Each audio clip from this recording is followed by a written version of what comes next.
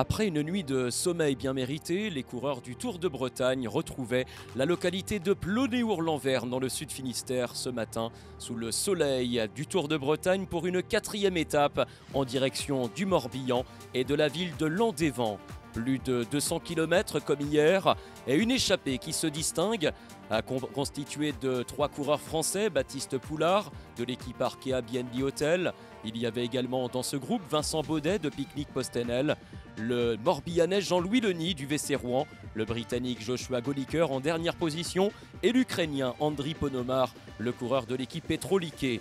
Une échappée qui a compté jusqu'à 6 minutes d'avance avant l'énorme coup d'accélérateur de l'équipe Lidl Trek, la formation de Jakob Söderqvist, tenant du titre. Peloton qui vole en éclats, l'échappée sent le retour du peloton se pointer et l'Ukrainien Ponomar choisit le moment pour s'isoler en tête. Il gagne le circuit en première position avec un avantage d'une petite minute.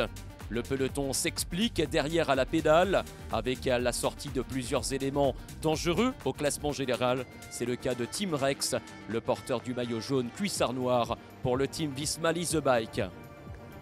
Malheureusement, le coureur belge partira à la faute quelques kilomètres plus tard dans le dernier virage d'un circuit vallonné ici dans le Morbihan. C'est finalement une échappée de 9 qui prend la mesure de ses adversaires. Dans les 40 derniers kilomètres, le rythme est insoutenable, les chaleurs quasi estivales font mal aux organismes. Dans cette échappée, on retrouve notamment les Français Mathis Grisel et Aubin Sparfel.